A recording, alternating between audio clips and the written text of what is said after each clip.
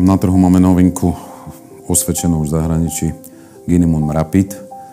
Na rozdiel od nám už známych preparátov Ginimum Intim Protect a Ginimum Dual Protect je určený na takú, by som povedal, rýchlu liečbu alebo takú liečbu z prvej línie na liečbu vaginálneho diskomfortu alebo na prevenciu a liečbu pocitu suchosti v pošve. Čiže je vlastne indikovaný u žien, alebo teda aj u mladších dievčat, mladších vekových ročníkoch, ale aj kľudne aj u starších žien. Hneď na začiatok, ako žena cíti nejaké ťažkosti, nejaké divné pocity, by som povedal, v pošve, či už také jemné svrbenie, jemné pálenie, alebo nejaký malý slabúčky výtok. Takže na tieto prípady je teda určený Ginimum Rapid. Má také dva veľké alebo dva také zásadné účinky. Je to protizápalový efekt a hojivý efekt. Ten protizápalový efekt vyplýva z toho zloženia toho preparátu, kde je kyselina boritá, kyselina glycyretinová a čajovník.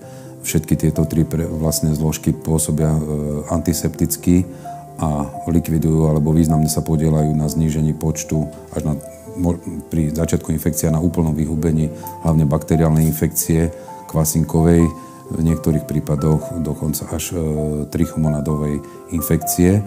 No a potom je tam tá hojivá zložka toho Ginimum Rapidu a je tam kyselina hyaluronová, ktorá teda pôsobí hojivo, hlavne je významná pri liečbe atrofických vaginitíd u postmenopauzálnych žien. Je tam kyselina mliečna, ktorá vlastne navodzuje to kyslé prostredie až do pH 3,5. Ďalej je tam polykarbofil, to je vlastne taký bioadhezívny gel, ktorý umožňuje, aby sa ten čapík tam dobre realizoval na tej sliznici pošvy a uchytil a dobre pôsobil po celej sliznice pošvy aj krčka materničného. A potom tam máme ešte malé množstvo vitamínu E, ktorý je vlastne antioxidant, a malé množstvo vitamínu A, ktorý tiež pôsobí tak regeneračne a hojivo na sliznice. Dávkovanie je trošku iné ako u tých preparátov, ktorých už máme dlhšie na trhu.